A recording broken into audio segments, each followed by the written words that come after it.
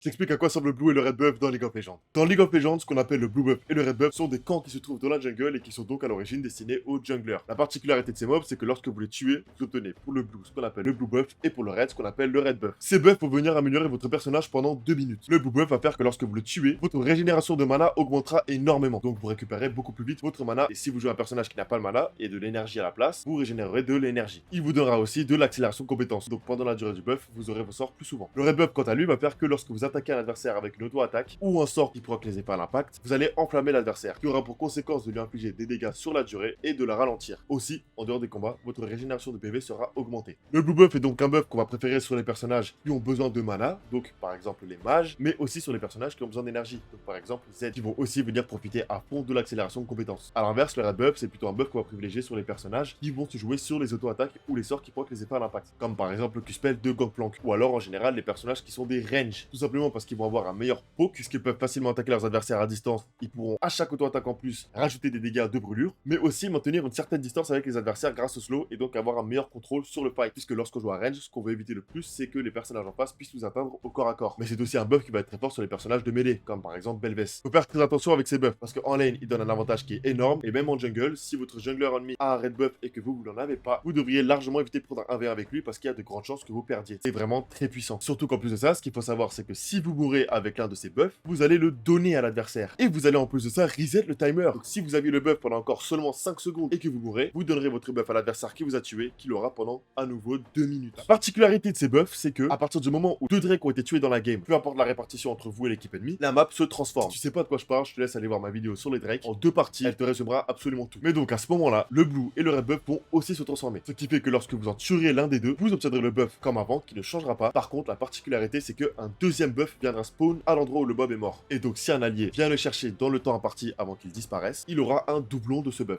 Vous avez donc plutôt intérêt à le donner à un allié qui en a vraiment besoin. Ne donnez pas un red buff à un mage. Si un adversaire vient chercher le buff, il ne l'obtiendra pas. Il n'y a que vos alliés qui peuvent le ramasser ce buff et inversement pour la team ennemie. Et enfin, lorsque l'on arrive à 20 minutes de game et que le Baron Nashor spawn, le blue et le red buff changent à nouveau. Cette fois-ci, lorsque vous les tuerez, ce sera vous et toute votre équipe qui bénéficiera du buff. Il n'y aura pas besoin de venir le chercher. Peu importe où ils sont dans la map, lorsque vous tuerez le mob, tout le monde obtiendra le buff. Si cette info t'a plu, pense à t'abonner. Il y en a déjà plein d'autres qui sont disponibles sur ma chaîne et il y en aura plein d'autres prochainement. Aussi, n'hésite pas à passer sur les live Twitch.